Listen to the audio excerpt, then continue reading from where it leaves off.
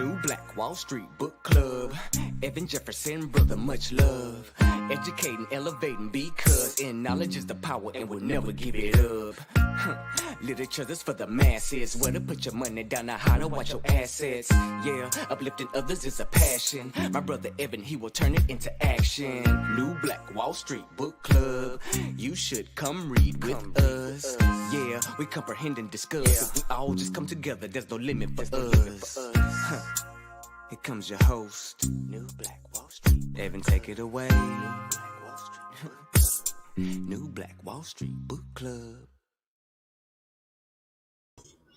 All right, beautiful people, man. Good evening to you. Thanks so much for joining us here today on the New Black Wall Street Book Club, our After Dark edition or series, as we are continue our journey into the book, The University of Success, written by Mandino. The University of Success, written by Mandino. And tonight we're going to be discussing how to become a self-motivator. How to become a self-motivator. I'm your host, ERGJ, your certified global financial educator, CEO of ERGJ Enterprises, The Black Bazaar, an international best-selling author of the book, The Black Billionaires Club. The book that I wrote, guys, is a study of Black wealth. It's a study of the 12 richest Black people in the world today and how they built their wealth. And I just truly believe that if you want to be wealthy, that's a big if, by the way.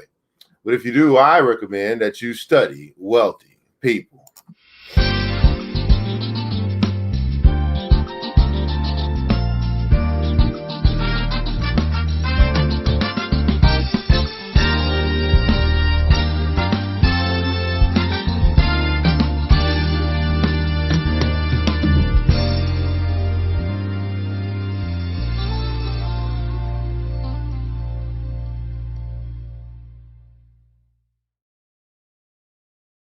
All right, beautiful people, you can find the book by simply going to the website, theblackbillionairesclub.com, theblackbillionairesclub.com. Pick up your copy today. Man, it's roll call time. Let's find out who's joining us live on reading tonight as we're getting into, again, continuing our movement into the University of Success. If you're here tonight, you're saying, you know what, you're ready to take this thing to another level, level 17, put in the comments below success. Also, let us know where you are connecting from, what city, what state, what country, you might be connecting from here tonight. Across your laptop, your PC, or your mobile device. Love to know just how far our reach is. We are broadcasting from this lovely city of Decatur, where is Greater, Georgia. Let us know again what city, what state, what country you might be connecting from here tonight. Thanks so much for joining us here. We have someone from a couple people from Facebook. That must be Tanisha. Thanks so much for joining us here tonight out of Mississippi. Jamal, what's up, bro? What's going on, bro? Thanks so much for joining us out of New Jersey. Miss Sincere Newman is in the house as well, out of Mapleton, Georgia. Again, guys, if you are joining us here tonight, love to recognize your city here tonight. Go ahead and let us know that in the comments below. I was actually going to do something a little different today, but I said, no, let's stay on task because we still got a ways to go. So let's just keep on trucking as we are going again to talk about the how to become a self-motivator. We're going to be coming out of the book, University of Success by Mandino. Mandino is one of the most sought after self-help, whatever you want to call self-help authors of our generation. And he's put together I would call it a combo book, compilation. Some people call it an anthology, where he's pulled from books from other people. Some of the other great philosophers and self-motivators of our generation and compiled it all into one book so we can get some quick nuggets and lessons from these brothers and sisters. Now, I think we did well last time we got together and I didn't have to put up the book or anything like that. If that is still the case and we're good to go, we will just hop right on into this thing here tonight. Miss Mia Moore out of It Never Rains in Southern California. They tell me what's going on. Sadly, Henry out of Boston, Massachusetts. Thanks so much for joining us here tonight as well. Like I said, guys, if you're here tonight, you're ready. You're ready to get this goodness, to start to eat the good stuff, right? Start to eat the good stuff in, good stuff out. Success is the name of the game here tonight. Everybody put in console, #success. Let's get it. Our first little point here, I guess you can say, is a quote for this section. It says this: the biggest difference between a wisher and a doer is motivation. The biggest difference between a wisher and a doer is motivation. One of my nicknames, they call me the executor because I just don't talk about shit. I get shit done. How about you guys? I know we got a lot of people, man. We find it to be common. Procrastination is a thing, right? But don't just be wishers of that thing or hopers of that thing or prayers of that thing. Be a completer of that thing. Get it done, son. What's going on with your Facebook user? Thanks so much for joining us. Good evening to you. This is coming from a Charles Tremendous Jones. That's the author of the author within this authorship, lesson number 17, How to Become a Self-Motivator, New Black Wall Street Book Club After Dark. Oh, I'm sorry. For those that are new here, it's an After Dark for a reason. We do read at night for a reason. We found that our reading in the morning was more for motivation and inspiration. And although you might be motivated here tonight it's about activation. Activation, all right? Activation of the subconscious to receive that which it needs to receive so it can give back. We start diving deep into ourselves here tonight. Let's imagine that you have come to this classroom early. You need some time alone to reflect on what you have just learned about values and courage and being true to yourself. A huge bear of a man walks into the room, glances up at the blackboard and prints in large white letters, Charles Tremendous Jones.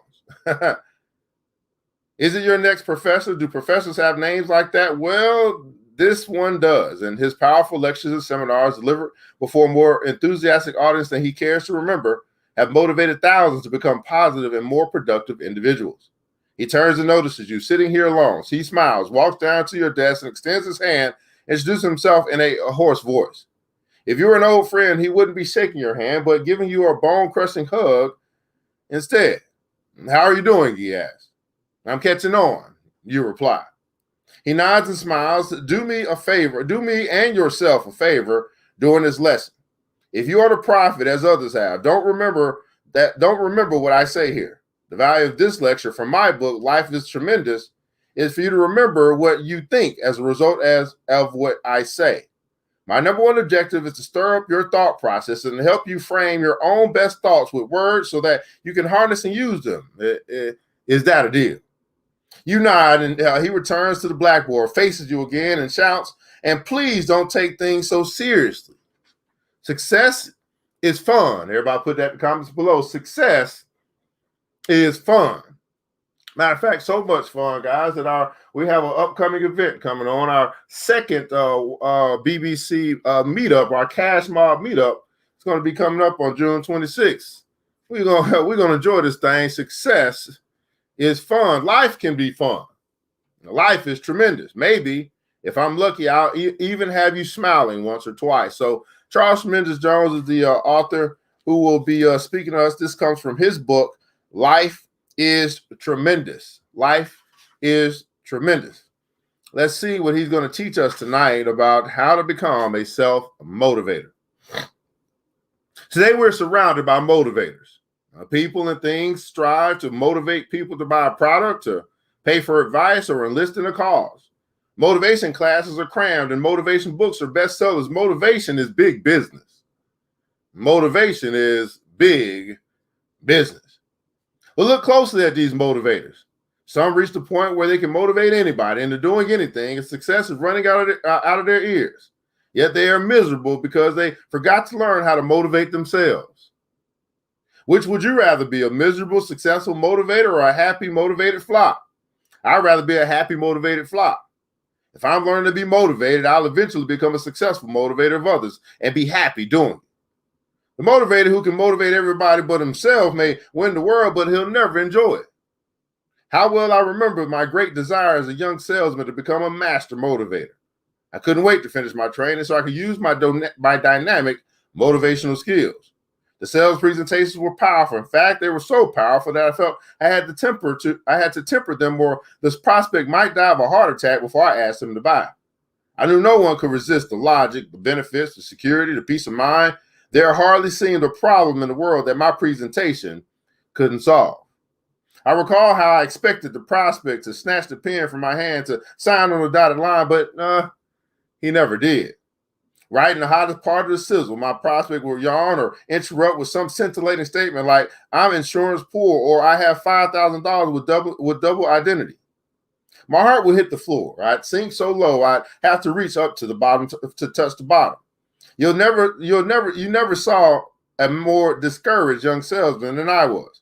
I soon began to be learning my problem wasn't how to motivate people. My problem was how to keep from demotivating me. Sometimes I would become so discouraged there was nothing to do but cry on the boss's shoulder, only to find he was more discouraged than I was. The prospects were discouraging me. The boss was discouraging me. Friends were discouraging me. And I thought at times even my wife was discouraging me. Sometimes a fellow at my seminar would come up and murmur, "Do you know why I'm not a success? I have a miserable wife." I enjoy giving these fellows the shock treatment. Do you really have a miserable wife? Well, you don't know how lucky you are. The best asset a man can have is a miserable wife. What if my wife had been sympathetic when I went home and told her how miserable things were? And she said, "Oh, my sweet little daddy, can you stay home here with mommy and I'll take care of you?" We could have consoled each other among our furniture on the sidewalk. If you have a miserable wife, you'll keep working, or she'll remind you of what an idiot you were to take such a job in the first place. But don't despair. If you don't have a miserable wife, you can probably make the grade without this asset. I'm kidding. But I want to make it clear that there are no barriers you can't overcome. Everybody put in comments, so there's no barrier I cannot overcome. There's no barrier that you cannot overcome. If you are learning to be motivated, I believe with all my heart that everything that touches your life is to make you a more deeply motivated person. In turn, can motivate others to higher goals. Some people ask, what is my secret of being motivated? Well, I didn't find it. It found me.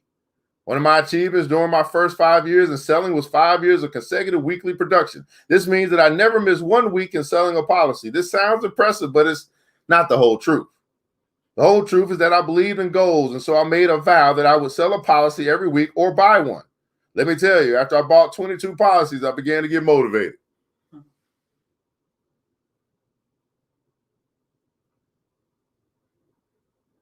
Later did I realize that a simple vow would have the greatest influence on my work the rest of my life.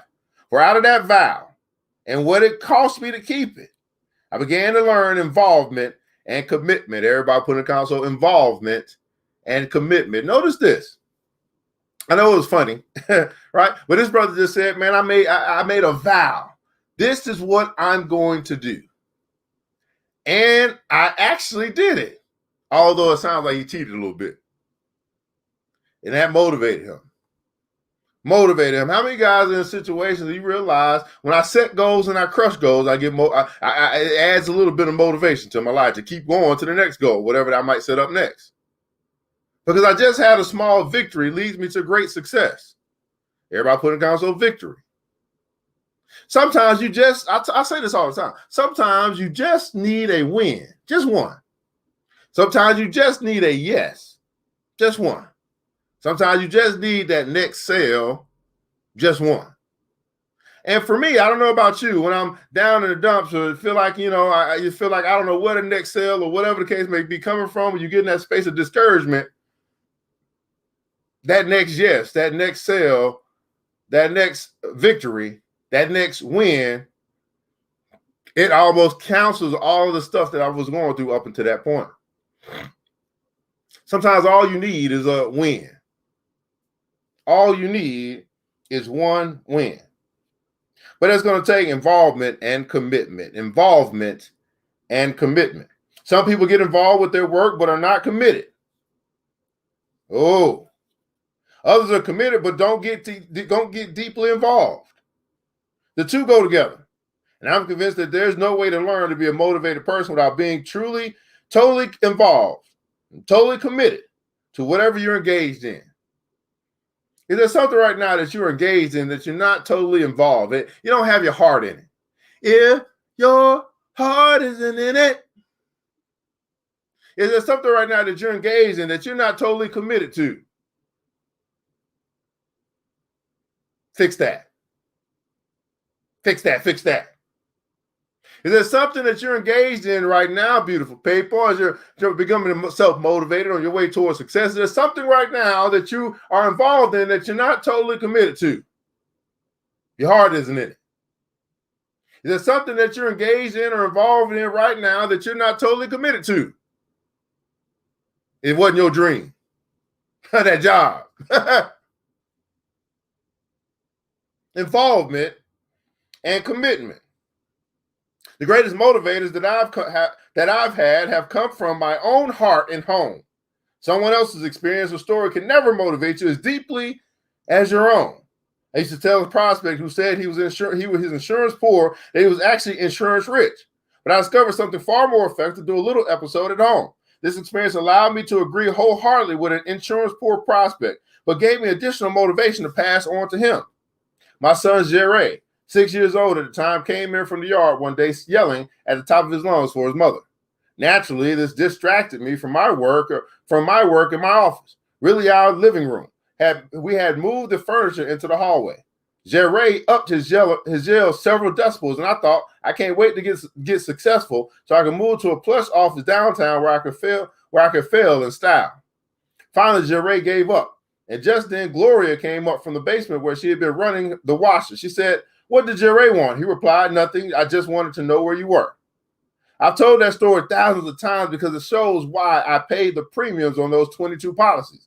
I may never leave my 6 children an empire or a block of real estate or a huge stock portfolio, but I'm going to leave them a priceless gift, a full-time mother. Because of my life insurance, all six could come yelling for their mother, knowing she was somewhere around the house, even though she didn't answer. Another time, I was sitting in the rocker reading the paper when 8-year-old Pam slipped her little blonde head under my arm and wiggled onto my lap. I kept reading, and then she said, "Those few words have helped me sell millions of dollars in life insurance." Looking at me with big sad eyes, she said, "Daddy, if you won't ever leave me, I won't ever leave you." I couldn't understand what prompted those words, but I immediately thought, well, dearest, I would never leave you, but if the Lord should rule otherwise, at least I'll never leave you without. Oh, everybody put in comments, I'll never leave you without. As you think about and consider your children and your children's children. I will never leave you without. Whew! I don't know who just popped in your brain when you just typed that. I don't know who you was thinking about when you typed that. I'll never leave you without. Years ago, I learned that there are 2 kinds of dads: the seeing and the see kind and the have kind. The see kind. I want my family to have everything I can give them as long as I'm here to see it. The have kind says I want them to have it whether I'm here to see it or not. This is what happened to me as a result of commitment and involvement. You say, I'm not in the insurance field and I don't have a selling career. Listen, the principles we are talking about are the same for a student, same for a wife, same for an office worker, same for a salesman, and whatever you are. The great thing in your life will be greater if you are capitalizing on them to help you to be motivated. Remember, you're building a life, not an empire. One of my best friends got mixed up on this very thing and lost almost everything of value. I've heard men say, I put my business first, and other men say, I put my family first. A few say, I put my church or my synagogue first. The truth is, they probably put themselves first. But I found that my best lessons for business come from my family and church. And the best lessons for my family come from my business and church. And the best lessons for my church come from my family and my business. Another son, Jeff, gave me some of the best motivation training in my life. When he was 6, I asked Jeff what he wanted to do with his life. Now get this, 6 years old, he still had no idea what he wanted to do with his life. When I was 6, I knew what I wanted to be. One day I wanted to be a firefighter. The next day I wanted to be a French Foreign Legionnaire. I wanted to be a boxer. I wanted to be a police officer. I always wanted to be something. Not my Jeff. Still drifting. So I said, Jeff, we're going to have a little project. Here's a boy's life. You pick out a job. You're going to do something, partner. The next day he had it all worked out. He was joining the Junior Executive Sales Club of America. He filled out the coupon and he sent it in. I find that kids are dying to get on with the show. Everybody put in the console, get on with the show. Get on with the show. I find that kids, what did he say? Are dying to get on with the show. They want to do something. They're not getting much direction from anybody except in the wrong way. 2 weeks later, when I came home, Jeff greeted me at the door. Look, Dad. And here was the biggest box of greeting cards I'd ever seen. I opened it up. There was a badge, credentials, and a notice that said, send in the money in 30 days, Jeff said. What do I do now? I said. Well, you have to learn the sales talk first. Every night I'll come home and Jeff would say, well, Daddy, I'm ready. I say, have you got the sales talk down? He said, no. I said, you're not going out there ad-libbing if you're going to represent me. I want you to know what you're going to say. 2 weeks later, Jeff finally told me, I don't like that sales talk. Well, write one yourself, I said. Next morning at the breakfast table, there was a little piece of paper that said, good morning, Miss Smith. I'm Jeffrey John Jones. I represent the Sales Club of America. That's all. 2 weeks had gone by, and in 2 more weeks, I had to send in the money. That night, I came home and I told Jeff, get out the tape recorder. We're going to make up a talk. We're going to work until you have a sales talk. We started rehearsing. This talk was like this. Good morning, Miss Smith. I'm Jeffrey John Jones of the Junior Executive Sales Club of America. Would you like these greeting cards, please?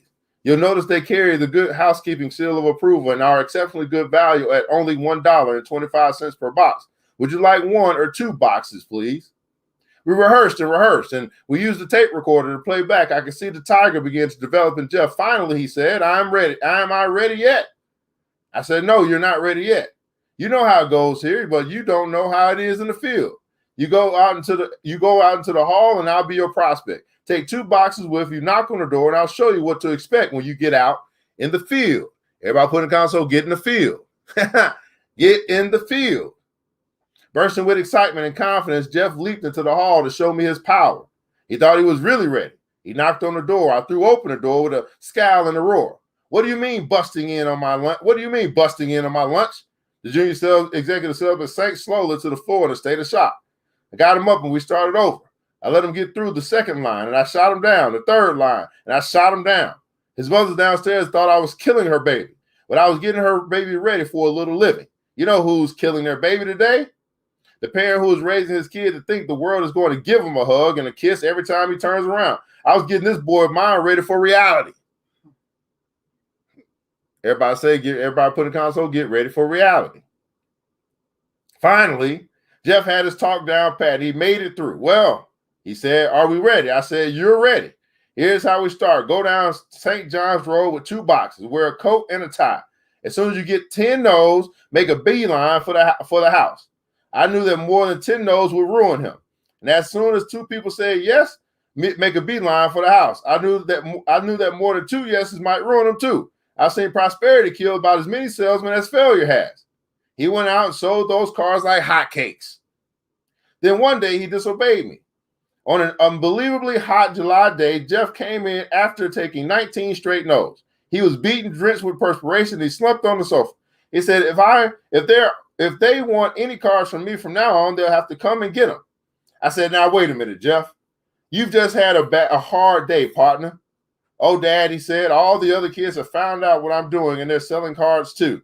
I said, I know somebody out there who wants to buy. Somebody had to be buying. I could never use that many greeting card. I could never use that many greeting cards. I said, you need somebody to go along with you. You've got to get yourself a helper. Take your sister Candy along. Pay her 10 cents to carry the boxes, and she'll give you moral support. Did they get out there and encourage each other like I thought? No. They got out there and both started griping, and they both quit.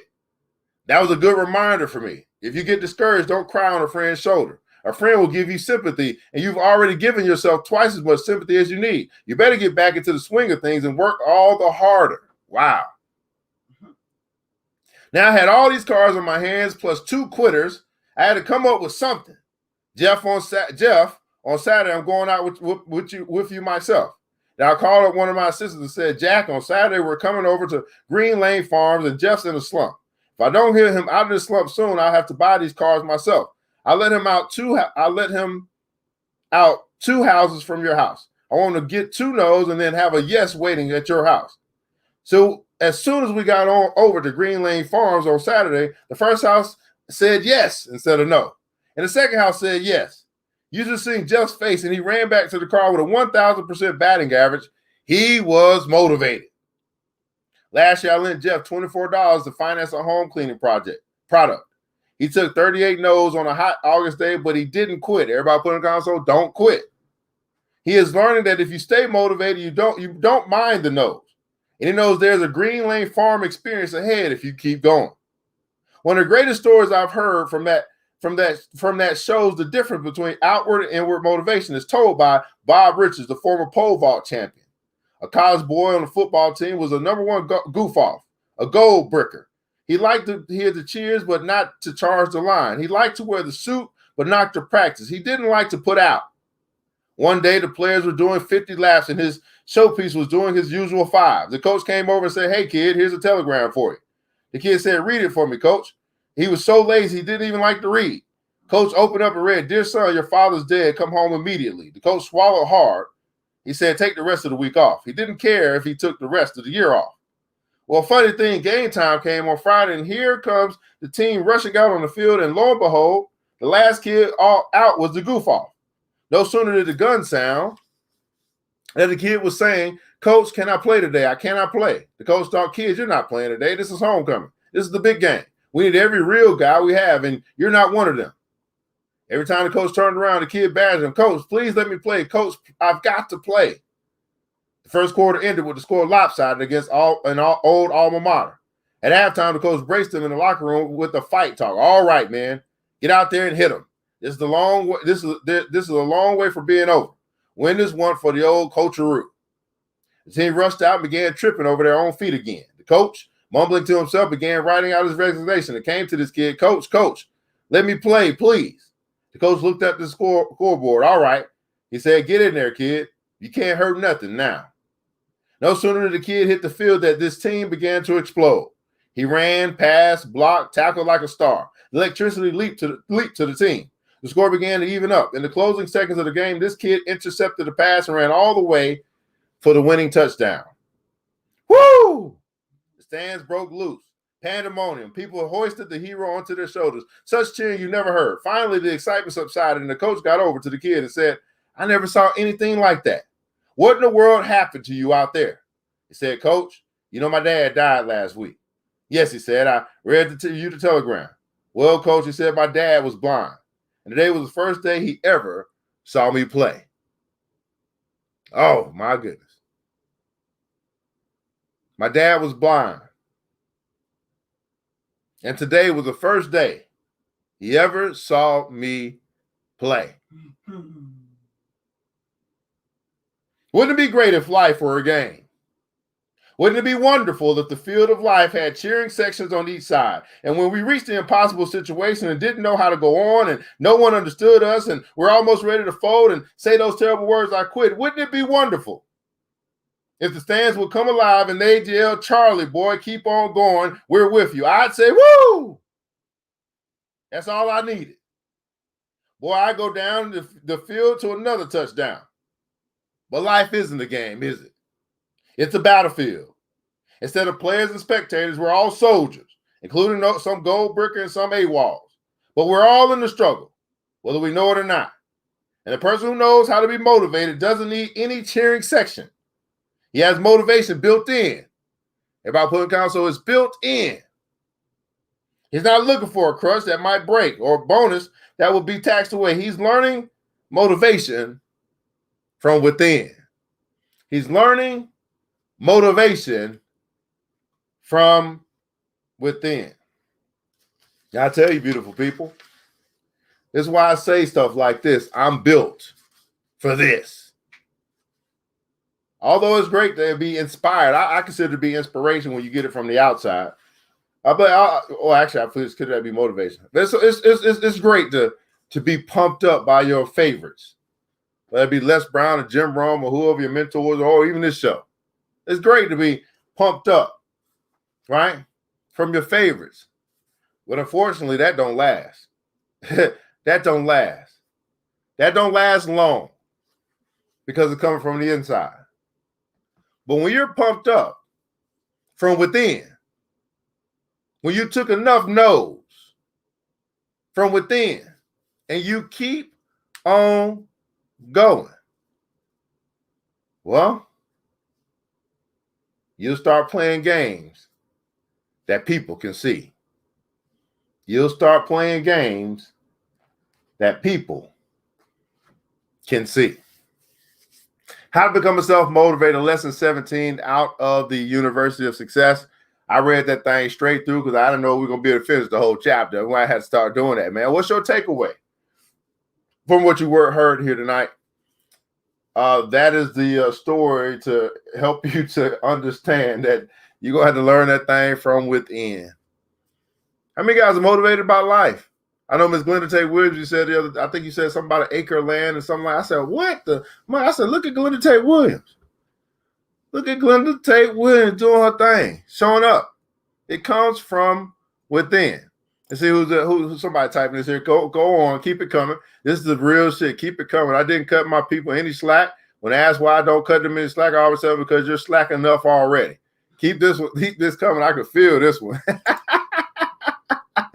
What's your takeaway from tonight, beautiful people? What is your takeaway from tonight? Love to know something that you're saying. You know what? I picked something up. I'm picking up what Og Mandino is putting down. I'm picking up what this law of success is putting down here tonight as Mr. Charles Tremendous Jones is sharing it with us some stories that'll help us learn how to become a self-motivator. Now, we will be, what I'm trying to do, guys, for those that have been with us for a while, I am trying to get through a lesson per day. It doesn't always happen. Like it won't happen tomorrow. It's just too many pages. We'll be talking about how to program yourself for success tomorrow. And also, I guess that will be Tuesday. We do meet Sunday through Thursday nights at 9 p.m. Eastern Standard Time. 9 p.m. Eastern Standard Time. Right? Let's see here, man. Sometimes you have to encourage yourself. I would say most of the times you have to encourage yourself. Well, beautiful people, man, this is the New Black Wall Street Book Club, our After Dark edition. I want to say thanks so much for tuning in. We got it in 30 minutes. We got it in 30 minutes, man. 30 minutes a night to keep your everlasting mind right. I'm your host, VRGJ, Certified Global Financial Educator, CEO of VRGJ Enterprises, The Black Bazaar, and international best-selling author of the book, The Black Billionaires Club. I want you guys to remember this, man, that it takes a village. It starts with us. Let's keep building as we climb together. We all we got, beautiful people. Matter of fact, we all we really need. And thank God, that's more than enough. Until next episode, you know what time it is. Mr. DJ, hit the music. It's the New Black Wall Street Book Club. With your host, Evan Jefferson. It's time for us to go. Yeah. Now, you ain't got to leave the computer, but we encourage you to get out there and learn and apply all the things you learn at the New Black Wall Street Book Club. Yeah. The New Black Wall Street. The New Black Wall Street Book Club.